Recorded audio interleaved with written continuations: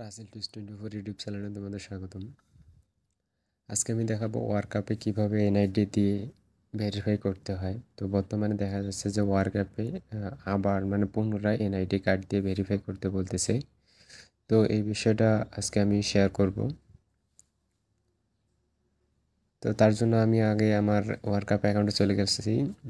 আমি কিন্তু এর আগে অলরেডি 3বার ভেরিফাই করছিলাম, সাবমিট হয়নি। দেখো যে আমার আর্নিং ব্যালেন্স $16 সামথিং।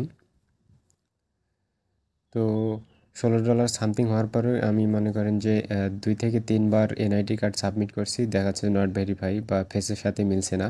তো ভেরিফাই করার জন্য ভেরিফাইয়ের উপর ক্লিক করব।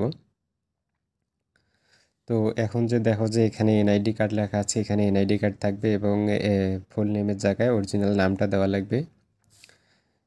তো যে নামটা দিয়ে অ্যাকাউন্ট করা আছে সেই নামটা এখানে দিতে হবে। আমি নামটা দিচ্ছি। এরপর দেখো যে কার্ড নাম্বার, এখানে অবশ্যই কার্ড নাম্বার দিতে হবে। তো আমি এখানে এনআইডি কার্ড নাম্বারটা দিচ্ছি।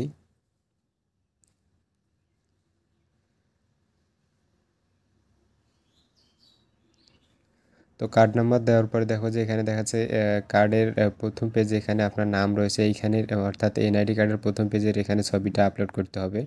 তো আমি আমার এনআইডি কার্ডের প্রথম পেজটা আপলোড করতেছি। এরপর দেখো 2 নম্বরে যেটা দেখাচ্ছে যে কার্ড আপনার হাতে নিয়ে মুখ সহ পিক তুলতে হবে। এর আগে আমি অবশ্যই ভুল করেছিলাম, মুখ সহ ছবি তুলি নেই, যার কারণে আমার এনআইডি কার্ডটা সাবমিট হয়নি। তো এখন আমি আমার মুখ সহ এনআইডি কার্ডটা এখানে দিয়ে সাবমিট করব। তো সাবমিট করার পর দেখো যে লোডিং নিচ্ছে।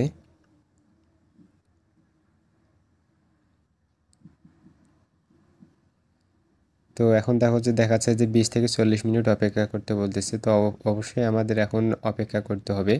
তো আমরা যদি এভাবে অ্যাকাউন্টে এনআইডি কার্ড সাবমিট করি তাহলে কিন্তু খুব সহজেই, খুব তাড়াতাড়ি আমাদের আইডি কার্ডের মাধ্যমে অ্যাকাউন্টটা ভেরিফাই হবে।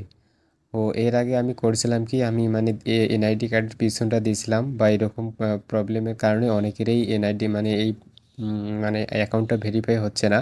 তো যাদের অ্যাকাউন্টটা ভেরিফাই হচ্ছে না তারা অবশ্যই আমার ভিডিওটা ফলো করে এনআইডি কার্ড সাবমিট করবে, তাহলে খুব সহজে, খুব তাড়াতাড়ি অ্যাকাউন্টটা ভেরিফাই হয়ে যাবে।